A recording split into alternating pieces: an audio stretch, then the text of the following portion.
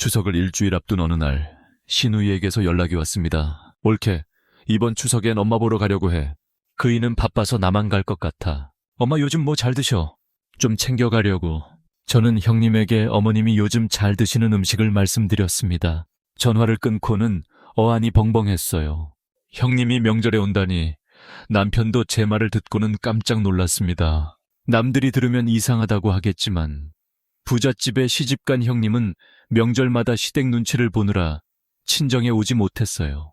어머님이 치매 진단을 받고 저희 집에서 요양한 뒤로도 마찬가지였습니다. 평일에 잠깐 들르는 게 전부였죠. 형님이 오신다니 어머님이 좋아하시겠네. 제 말에 남편도 고개를 끄덕였습니다. 어머님은 5년 전 치매 진단을 받고 최근엔 상태가 많이 안 좋아지셨어요. 가끔은 저를 형님으로 착각하고 왜 이렇게 오랜만에 왔냐며 서운함을 토로하시기도 했습니다.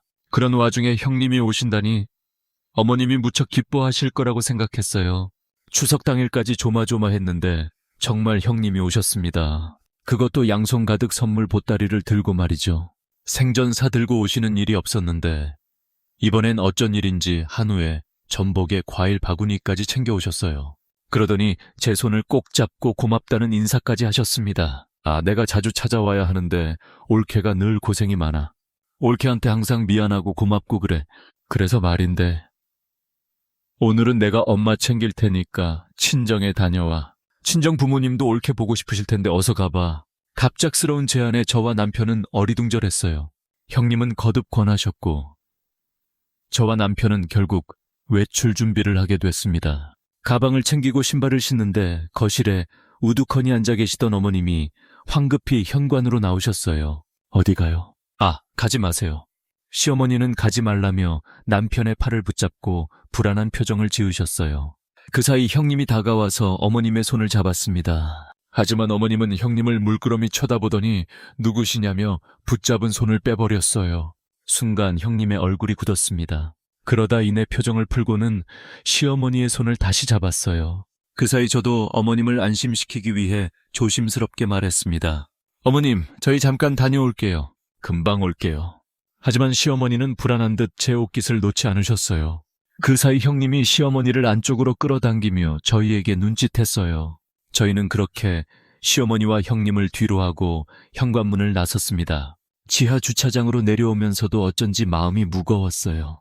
남편 역시 무언가 마음에 걸렸는지 조심스레 입을 열었습니다. 여보, 엄마가 너무 걱정된다. 나도 어머님이 계속 신경 쓰이네. 오늘따라 제 옷자락을 붙잡고 놓지 않는 어머님의 모습이 계속 눈에 아른거렸어요. 결국 저는 친정에 다시 전화를 걸었습니다. 남편은 차를 돌리며 거듭 저에게 미안하다고 사과했어요. 집이 가까워질수록 왠지 모를 불안감에 가슴이 두근거렸습니다. 어머님 상태가 간혹 안 좋아질 때가 있는데 형님이 곤란을 겪고 있는 건 아닐지 마음이 불편했어요. 남편 역시 초조한 표정으로 입을 굳게 다물고 있었습니다. 그때까지만 해도 몰랐습니다. 설마 그런 충격적인 장면을 마주하리라고는 정말 꿈에도 몰랐어요. 이 이야기를 시작하려면 먼저 남편 가족에 대해 말씀드려야 할 것 같습니다. 저는 외동딸로 자랐어요. 반면 남편에게는 누나가 한 명 있었습니다. 처음 남편 가족을 만났을 때 어머님은 형님 이야기를 참 많이 하셨어요. 우리 서연이가 어릴 때부터 아주 영특했어. 학원 한 번 안 다녔는데 서울 명문대에 턱하니 들어갔고 지금은 네로라 하는 외국계 대기업에서 일하고 있단다. 그 이야기를 들으면서 저 역시 형님이 참 대단하다고 생각했어요. 남편이나 저는 그냥 평범한 직장인이었거든요. 학벌도 직장도 특별할 것 없이 무난하고 평범했습니다. 반면 형님은 어릴 때부터 남달랐다고 해요. 타고난 머리도 있었지만 엄청난 노력파였다고 합니다. 실은 내가 중학생 때 갑자기 아버지가 사고로 돌아가셨거든. 그래서 집안 사정이 어려워졌어. 평생 가정주부로 살아온 어머님이 갑작스레 생계를 책임지게 됐으니 여러모로 막막한 상황이었다고 해요.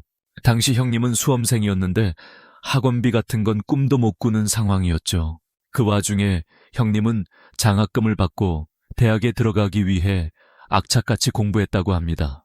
결국 서울 명문대에 수석으로 입학했고 재학 시절 내내 장학금을 받으며 다녔다고 해요. 우리 누나 진짜 악착같이 살았어. 수업 끝나면 용돈 번다고 바로 아르바이트 뛰고 주말엔 과외하고 늘 잠이 부족해서 툭하면 커피를 쏟고 그랬지. 엄마가 그런 누나 보면서 남몰래 많이 우셨어. 딸이 저렇게 고생하는데 엄마로서 해주는 게 없다고. 그렇게 피나는 노력을 한 끝에 형님은 좋은 성적으로 대학을 졸업하고 곧바로 외국계 대기업에 취직했다고 합니다. 어머님은 그런 형님을 정말 자랑스러워 하셨어요. 그러던 어느 날 시누이가 결혼 정보 업체에 등록했다는 소식을 들었습니다. 나 이제 편하게 살고 싶어. 그래서 경제적으로 여유 있는 사람 만날 거야. 남편에게 이렇게 말했다고 합니다. 그리고 얼마 지나지 않아 형님은 정말 부잣집 남자를 만났어요. 대대로 사업을 하는 집안이라 경제적으로 정말 여유로운 집안이었죠. 시누이는 그 남자와 결혼하기로 했고 곧 결혼 준비가 시작됐습니다. 그런데 문제는 거기서부터 시작됐어요. 상대 집안이 워낙 부유하다 보니 어머님께서 수준을 맞춰야 한다는 생각에 무리하게 혼수를 준비한 겁니다. 최신형 가전제품부터 고가의 침대와 소파, 식탁 같은 가구들까지 당시 유행하던 혼수 품목들을 최대한 갖추려고 노력하셨어요. 예물도 상대 집안에 밀리지 않게 준비하셨다고 합니다. 딸이 명문대까지 갔지만 등록금도 제대로 못 내준 미안함에 등 떠밀리셨던 것 같아요. 그때 아버지가 남긴 돈을 거의 다 쓰신 것 같아. 나도 나중에 알았어. 어머님은 아버님이 남기고 간 보험금과 퇴직금 중 상당 부분을 형님의 혼수에 쏟아부었습니다. 딸이 부잣집에 가서 무시당할까봐 여러모로 무리를 하신 거죠. 그 결과 몇 년 후 남편과 제가 결혼할 때는 시댁에서 거의 지원을 못 해주셨습니다. 신혼집 전세금도 남편과 제가 모은 돈에 대출을 받아 마련했죠. 어머님은 이 점을 내내 미안하게 생각하셨어요. 그 후 저와 남편은 시댁 근처에 신혼집을 구했습니다.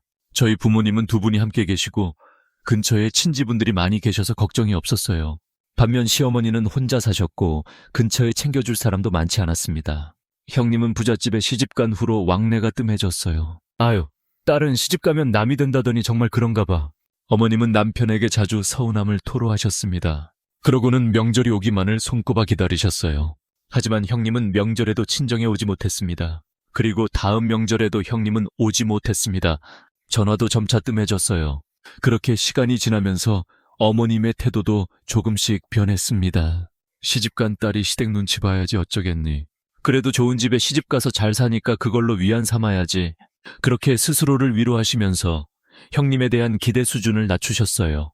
저는 이 모든 과정을 며느리 입장에서 지켜봤습니다. 형님에 대한 어머님의 기대와 실망, 그리고 체념의 과정을요. 명절 때마다 형님 자리는 비어 있었고 어머님은 우리 딸 잘 지내고 있겠지라며 혼잣말을 중얼거리시곤 했습니다. 남편도 형님과 연락이 뜸해지면서 점점 멀어지는 것 같았어요. 그 모습을 지켜보면서 부잣집에 시집가는 게 꼭 좋은 일만은 아니구나 속으로 생각했습니다. 시댁 눈치를 보느라 명절 때도 친정에 오지 못하다니 형님도 참 안 됐다 싶었어요. 남편은 형님의 빈자리를 채우기 위해 부단히 노력했습니다. 저 역시 어머님을 살뜰히 챙기려고 노력했어요. 그럴 때마다 어머님은 저에게 늘 고마움을 표현하셨습니다. 아유, 고맙다. 이렇게 딸 같은 며느리를 얻게 되다니. 내가 말년 보기 좋은 모양이야. 그리고 사돈, 사부인 섭섭하지 않게 잘 챙겨드려라. 자주 가서 얼굴 뵙고, 알았지? 형님이 좀처럼 친정에 못 오니 행여. 저도 그럴까봐 걱정하시고 명절이 되면 얼른 친정에 가보라고 권하셨어요. 그렇게 늘 저를 배려하고 챙겨주시니 저도 더 잘하게 됐습니다. 남편 역시 저희 집에 참 잘했어요. 그 사이 저는 아이를 가졌고 따스한 봄날에 아들을 출산했습니다. 양가의 경사가 따로 없었죠.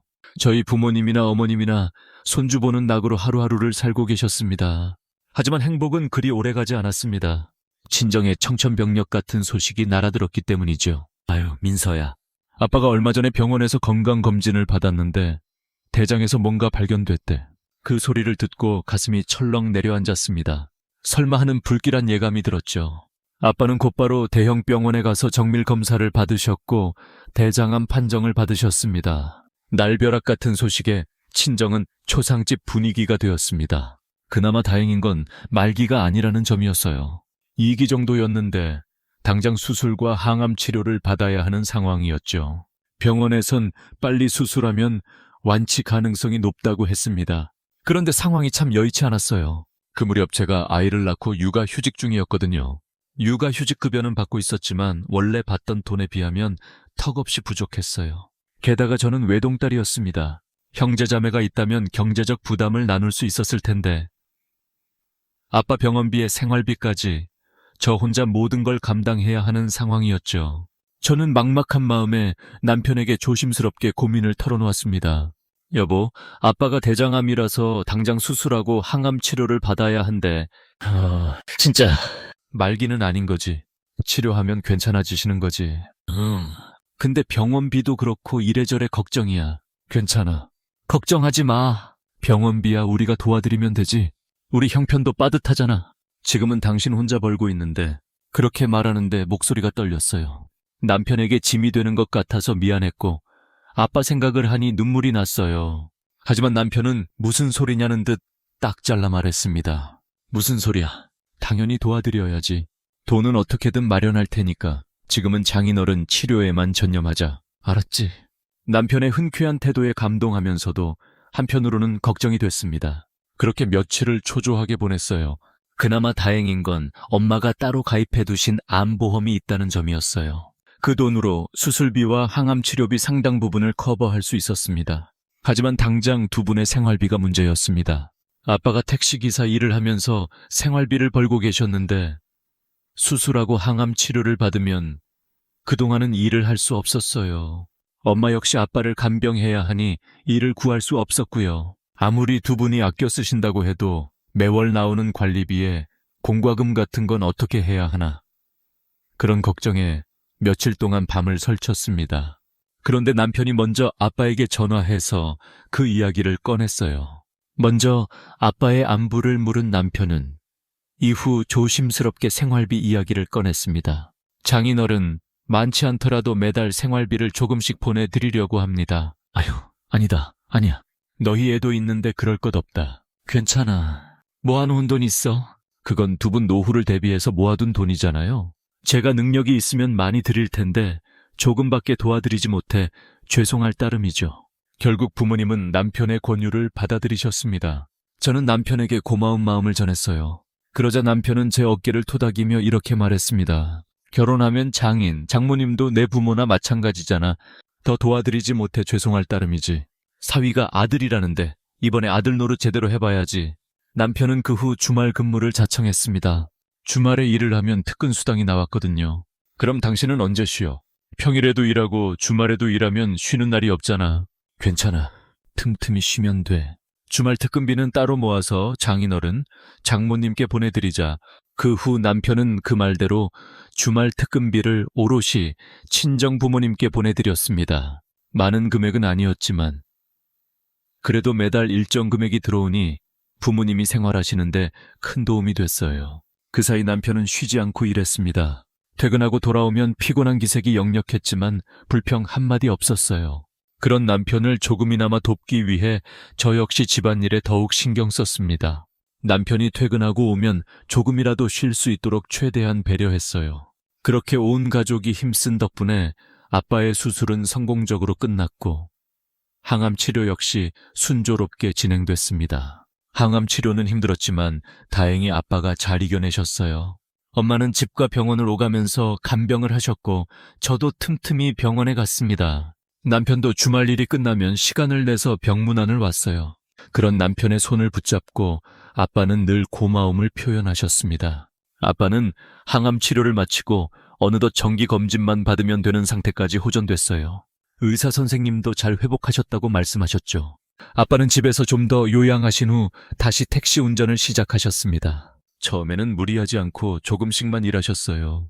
점차 일상으로 돌아가는 아빠를 보면서 저와 남편 역시 안도했습니다. 고마워. 당신 덕분에 아빠가 암을 잘 이겨내신 것 같아. 온 가족이 힘쓴 덕분이지.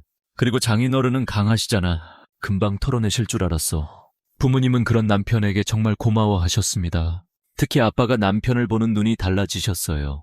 요즘 세상에 우리 사위 같은 사람이 없지. 내가 정말 복이 많아. 김서방이 도와준 덕분에 연금도 안 깨고 집도 안 팔고 그렇게 고비를 잘 넘길 수 있었어. 정말 고맙다. 저 역시 이번 일을 겪으면서 많은 생각을 했어요.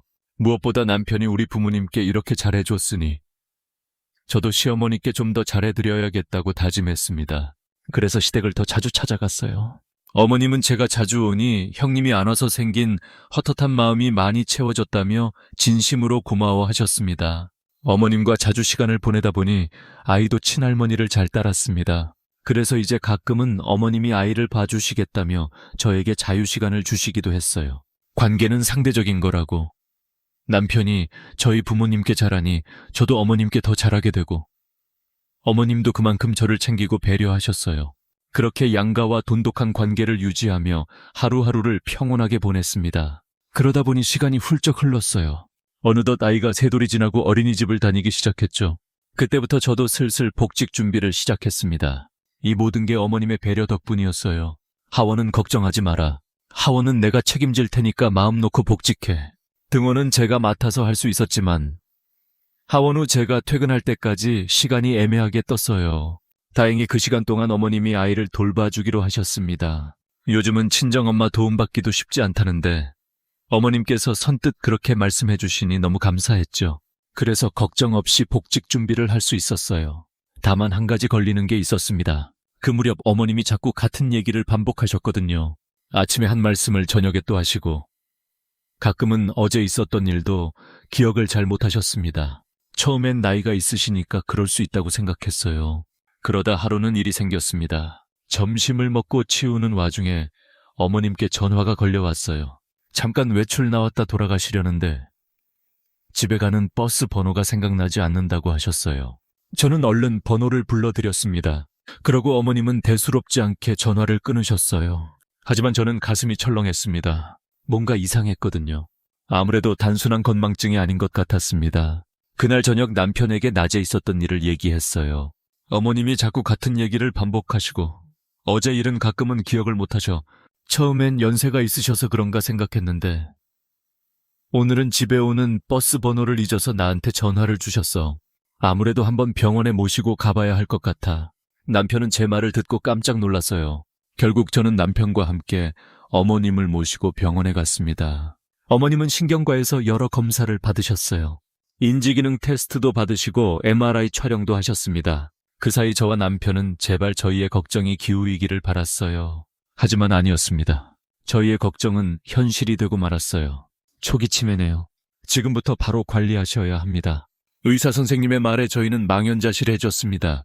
어렴풋이 예상했어도 막상 현실이 되니 너무 충격적이었어요. 남편은 병원에서 나와 곧바로 형님에게 연락을 했습니다. 누나, 엄마가 치매 진단을 받으셨어. 뭐, 엄마가 치매라니 그게 무슨 소리야. 핸드폰 너머로 형님의 놀란 목소리가 들려왔습니다.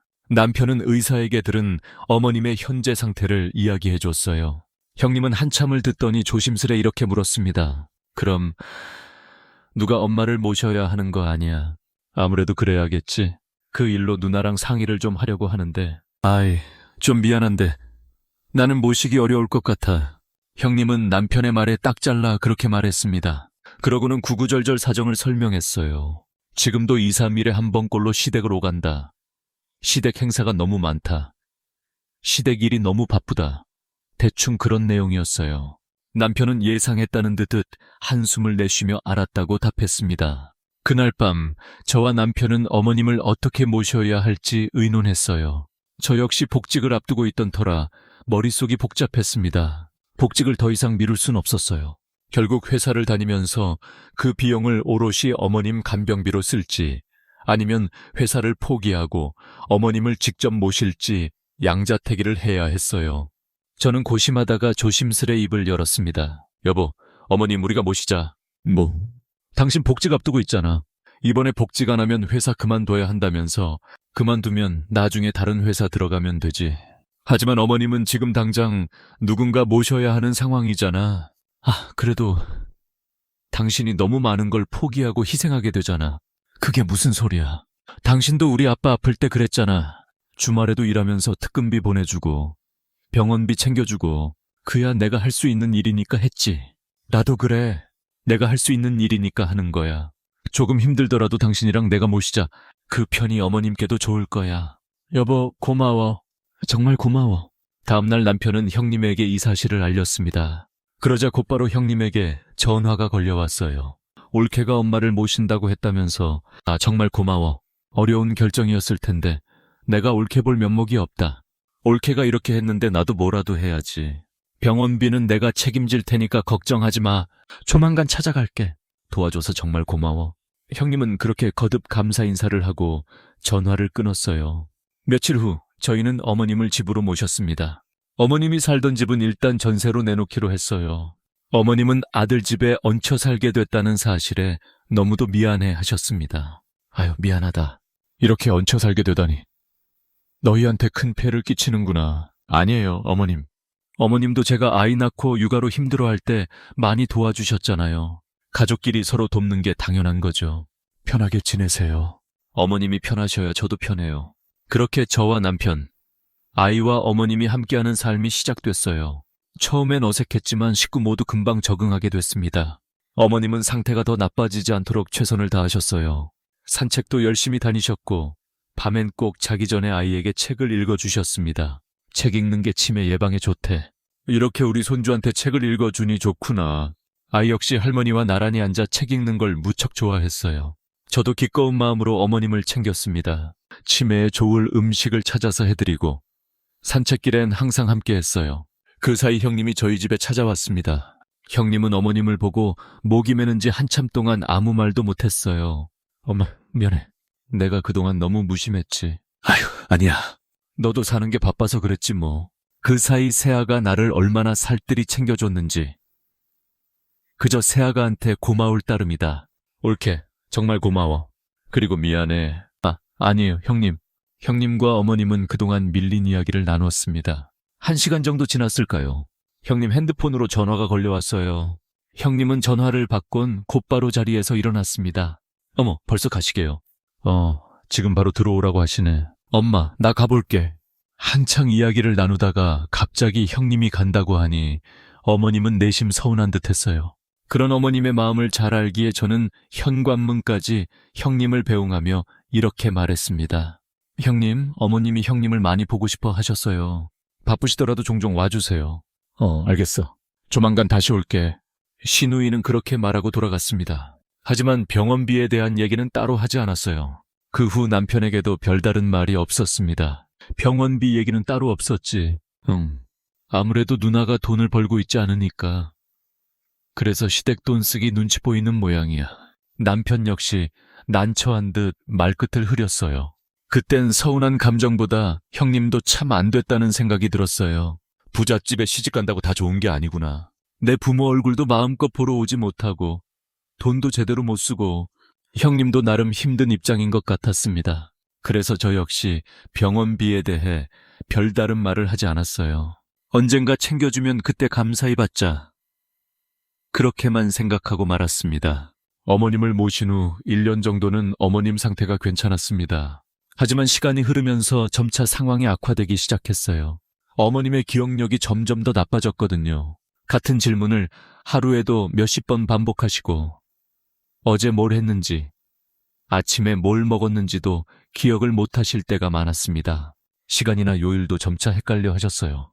때로는 지칠 때도 있었지만 티내지 않으려고 노력했습니다. 지금 가장 속상한 사람은 어머님이라는 걸 잘 알았기 때문이죠. 어느 순간부터는 어머님이 저를 종종 형님으로 착각하기 시작했어요. 아무 전조 없이 갑자기 저를 보시면 형님 이름을 부르시곤 했습니다. 어머, 서연아. 웬일이야. 어머님, 저 민서예요. 어머님 며느리요. 그럼 우리 딸은 어디 있어? 아휴, 보고 싶은데. 요즘 형님이 좀 바쁘세요. 그래, 우리 딸이 바쁘구나. 아야, 언제 올까? 조만간 오실 거예요. 그렇게 둘러대면서 묘한 죄책감을 느꼈습니다. 어머님을 실망시키지 않기 위해 그렇게 답하면서도 마음이 무거웠어요. 그 사이 어머님이 저를 형님으로 착각하는 날들이 점차 많아졌습니다. 그 모습을 계속 지켜보다 마음이 아파서 결국은 참지 못하고 형님에게 전화를 드렸습니다. 형님, 어머님이 형님을 많이 보고 싶어 하세요. 혹시 시간 되실 때 한번 와주세요. 빠를수록 좋고요.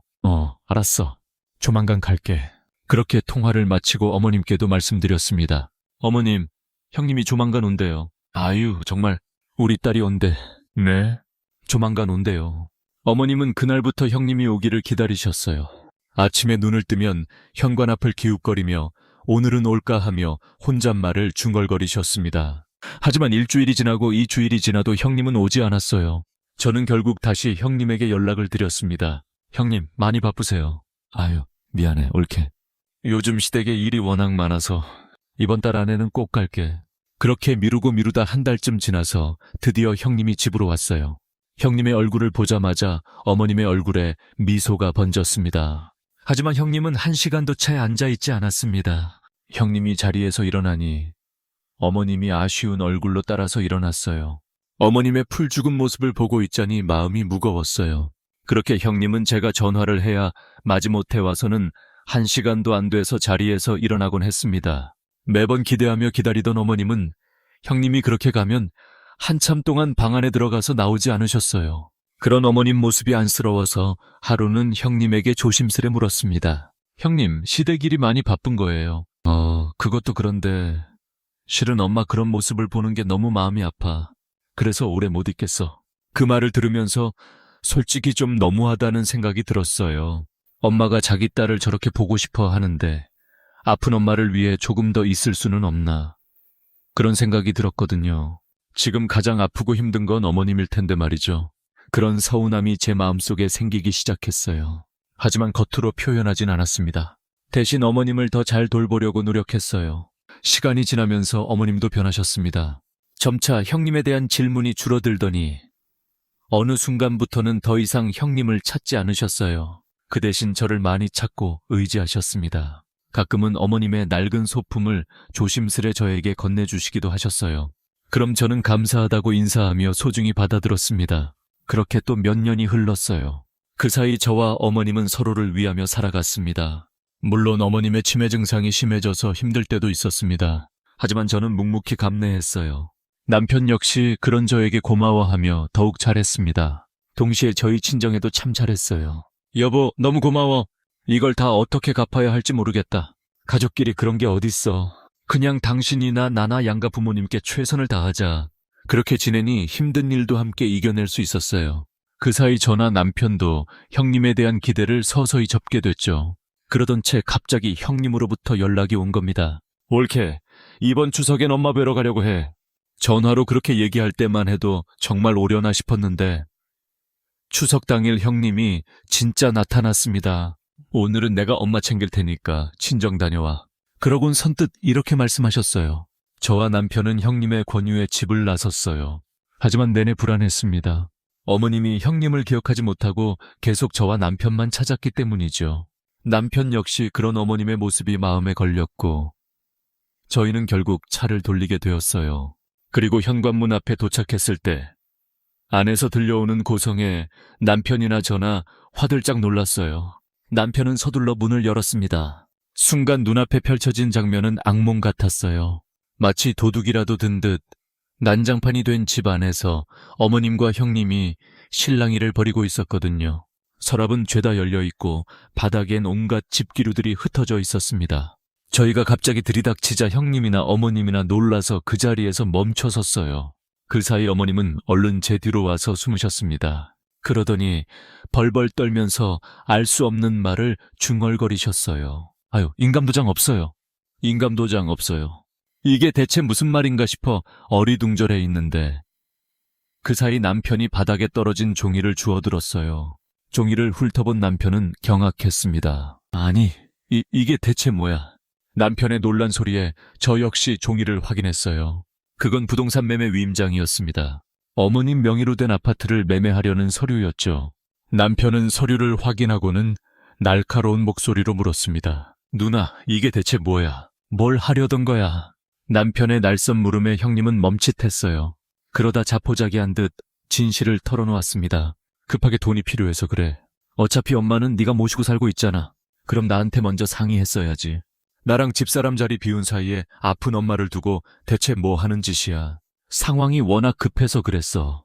어차피 엄마 돌아가시면 너랑 나랑 받을 돈이잖아. 뭐 지금 그게 할 소리야. 엄마 지금 멀쩡히 살아계셔. 그렇다고 다시 그 집으로 돌아가진 않으실 거 아니야. 일단 팔고 나서 얘기하자. 시댁이 그렇게 잘 사는데 왜 여기 와서 그래. 뭐가 그렇게 급한 거냐고. 다짜고짜 집부터 팔자는 형님을 보며 남편이 결국 참지 못하고 물었어요. 그러자 형님 입에서 뜻밖의 이야기가 나왔습니다. 지금 시댁 상황이 좀 어려워. 사업이 안 풀려서 급하게 돈이 필요해.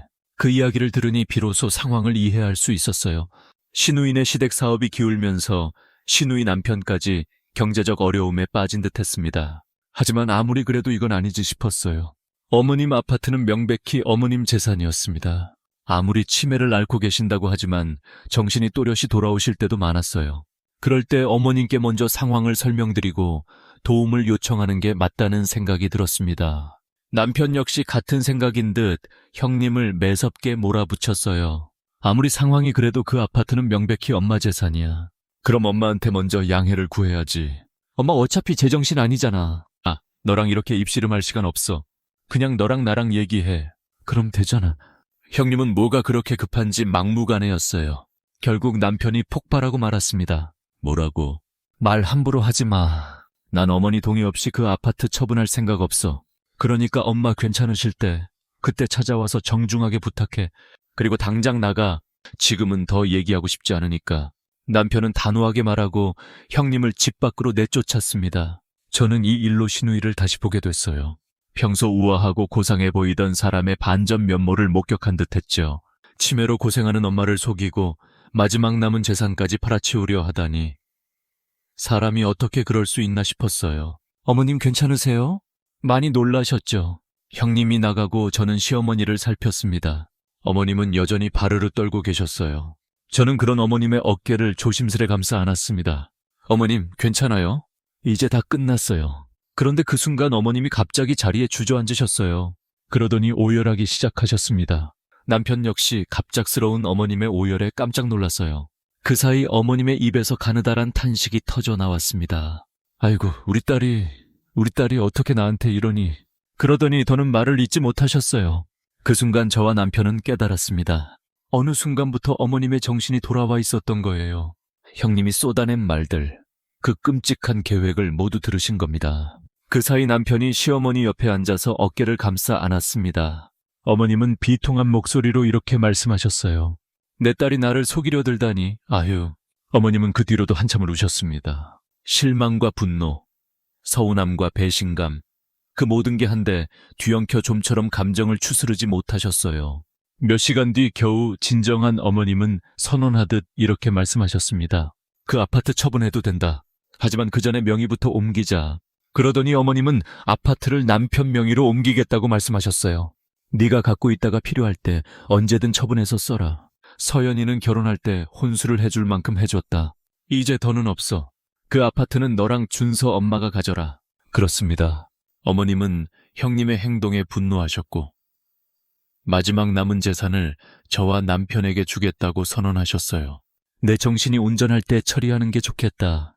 내일이라도 변호사 상담받아보자. 남편은 일단 갖고 계시라고 했지만 어머님은 뜻을 굽히지 않으셨어요. 결국 며칠 뒤 어머님의 정신이 온전할 때 함께 법률사무소에 가서 상담을 받았고 변호사 입회 아래 아파트를 남편 명의로 이전했습니다. 그 사이 형님은 여러 차례 남편에게 연락을 해왔어요. 그땐 내가 너무 경황이 없어서 상황을 제대로 설명하지 못했어. 네가 오해할 만해. 미안해. 됐어. 사과는 내가 아니라 엄마한테 해야지. 알았어. 조만간 찾아갈 거야. 하지만 이번엔 어머님이 형님을 보지 않겠다고 선언하셨어요. 눈 감는 그 순간까지 내 누나 얼굴은 보고 싶지 않다. 형님은 결국 남편에게 매달렸습니다. 내가 오죽하면 이러겠니? 그 아파트 팔면 그래도 몇 덕은 되잖아. 누나 좀 도와줘. 그동안 어머니 아플 때 뭐 했어? 이제 와서 돈이 필요하니까 이러는 거야. 결국 남편 역시 어느 순간부터 더 이상 형님 전화를 받지 않았어요. 어머님은 그 사건 이후 빠르게 상태가 안 좋아지셨습니다. 결국 1년 남짓 투병하시고는 세상을 떠나셨어요. 아마도 형님에 대한 마음의 상처가 매우 컸던 것 같습니다. 평생 믿고 자랑스러워하던 딸이었는데 자신을 그렇게 대했다는 것에 대해 눈을 감는 그 순간까지도 원통해 하셨어요. 어머님의 임종을 지키지 못한 형님은 침통한 표정으로 장례식장에 찾아왔어요. 1년 정도 못 본 사이 사람이 어딘가 수척해져 있었습니다. 형님은 남편을 보자마자 아파트를 어떻게 했는지부터 물었어요. 그 아파트 아직 안 팔았지? 아파트를 물을 게 아니라 매형이 어디 있는지 그 얘기부터 해야지. 아무리 그래도 장모님 장례식인 데는 와봐야 하는 거 아니야. 남편의 물음에 형님은 대답하지 않았어요. 지금 그게 중요한 게 아니잖아. 아파트 이제 정리할 수 있는 거지. 그 모습에 정이 뚝 떨어졌는지 남편은 차갑게 대꾸했습니다. 엄마가 명의를 내 쪽으로 넘겨주셨어. 그 얘기를 듣자 형님의 얼굴이 창백해졌어요. 그게 무슨 소리야? 그걸 네 명의로 넘겨서 뭘 어쩌자는 거야. 나도 어머니 자식인데. 그러더니 형님은 유류분 소송을 하겠다고 말했습니다. 마음대로 해. 난 어머니 뜻을 거스를 생각 없으니까. 남편과 형님은 그 후 장례식 내내 말 한마디 섞지 않았습니다. 형님의 시댁 식구들은 끝내 모습을 드러내지 않았어요. 형님의 남편 역시 마찬가지였습니다. 처음엔 뭐 이런 집안이 다 있나 싶었는데 나중에야 진실을 들을 수 있었어요. 장례가 끝나고 며칠 뒤 변호사 상담을 마친 형님이 다시 저희 부부를 찾아왔기 때문이죠. 시어머님이 증여할 당시 의사 능력이 있었고 지난 5년 동안 간병 및 생활보조 등 장기간 부양에 대한 대가로 증여되었기 때문에 유류분 산정에서 제외된다는 걸 안 형님은 저희를 찾아와서 눈물로 호소했습니다. 엄마 장례식 때 그이가 못 온 건 다 이유가 있어서 그래. 지금 구치소에 있거든. 형님이 어렵게 꺼낸 이야기에 저나 남편이나 깜짝 놀랐습니다. 알고 보니 형님네 시댁 상황은 지난 1년 사이 악화일로를 걸은 듯했어요.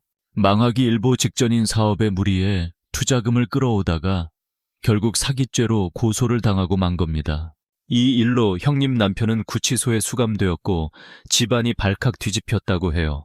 이대로 가면 사기죄로 징역을 살 수도 있대. 어떻게 합의금이라도 좀 마련해주면 안 되겠니? 그 말을 들으면서 남편은 침묵했습니다. 그 사이 형님은 시댁 상황을 구구절절 설명했어요. 누나는 시댁만 중요하고 우린 식구가 아니야. 시집간 후로 우린 완전 뒷전이었잖아. 엄마가 아파서 몸져 누워. 누나를 그렇게 애타게 찾을 때 한 번이라도 먼저 와서 들여다본 적 있어. 남편의 말에 형님은 아무 대답도 못했어요. 아마 입이 10개라도 할 말이 없었을 겁니다. 저 역시 어머님이 돌아가시기 전에 저에게 남긴 유언을 떠올렸어요. 네가 딸보다 더 딸 같은 며느리였다. 신우이한테 절대 1원 한 푼 주지 말아라. 결국 남편은 형님의 요청을 거절했고 그 일로 두 사람은 거의 의절하게 되었습니다. 완전히 남처럼 지내게 된 거죠. 그 이후로는 서로 연락도 없었고 만남도 없었어요. 저는 가끔 생각합니다. 만약 형님이 그렇게 몰래 아파트를 팔려고 하지 않고 남편과 어머님께 솔직한 사정을 말했다면 어땠을까 하고요. 남편과 어머님의 성정상 도와줬을 겁니다. 어머님을 속이지 않고 사업이 어려워졌다. 도움을 달라고 간절히 부탁했다면 어머님도 하나뿐인 딸을 위해 뭔가 해주려고 하셨을 거예요. 어쩌면 이 모든 일을 형님이 자초한 게 아닐까. 그런 생각에 씁쓸해지곤 합니다. 오늘 제 사연은 이걸로 마치겠습니다. 긴 이야기를 들어주셔서 감사합니다. 그럼 지금까지 사연 들어주셔서 감사합니다. 사연이 재밌으셨다면 구독과 좋아요 부탁드려요. 감사합니다. 안녕히 계세요.